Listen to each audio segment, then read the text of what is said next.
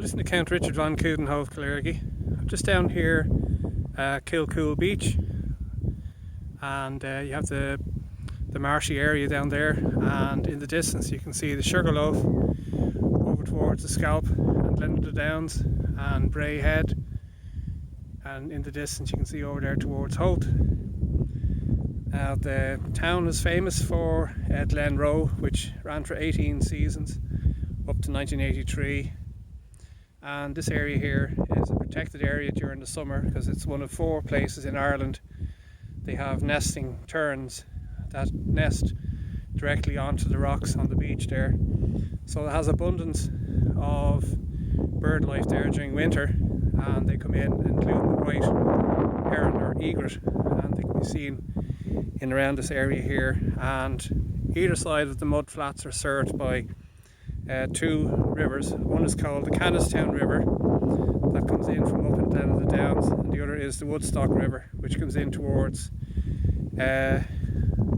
Newtown Mount Kennedy. Now I'd like to start, if I may, with a quote from St. Thomas Aquinas, an Italian priest, and he said, "Fear is such a powerful emotion for humans that when we allow it to take us over, it drives compassion right out of our hearts." It seems to be a lot of that going on at the moment, unfortunately, regarding the jab and the coercion into getting vaxxed. The Sunday Times reported that in Beaumont Hospital, 8 medical staff, 49 nursing staff, 57 administrators, 14 in health and laboratory staff, and 58 support and care workers have not had the jab.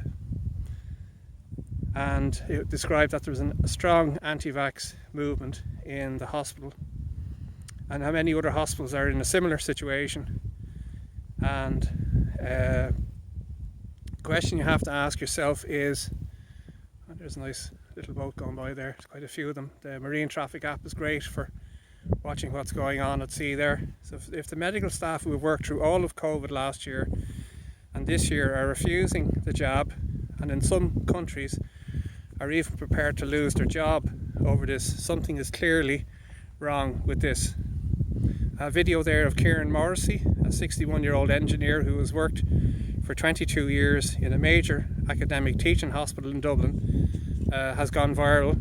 It's a personal story and well worth a listen, and I'll put a link to that below in the video. And I'm reminded that to think that the pressure on people to get vaccinated, that the pressure is it's incentivized, coerced, bullied, shamed, guilted, paid, threatened and punished and criminalized. Like, you really have to wonder what's going on. Australia, unfortunately, seems to be a test case or a taste of what could possibly happen in the future.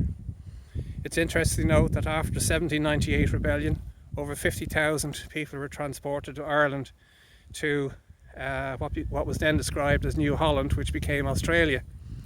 Now Australia is starting to look like another penal colony at the moment with the way things are going. And to see peaceful protesters being shot with plastic bullets is quite extraordinary, and certainly isn't for the goodness of their health, that's for sure.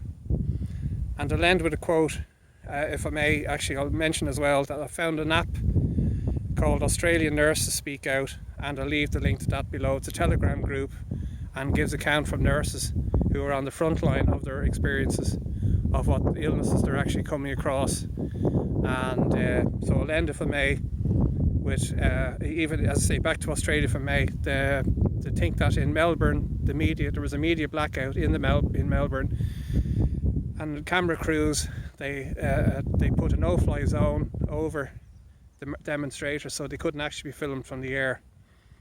So I'll end with another quote, if I may, from Thomas Aquinas, and that is, 3 things are necessary for the salvation of man: to know what he ought to believe, to know what he ought to desire, and to know what he ought to do.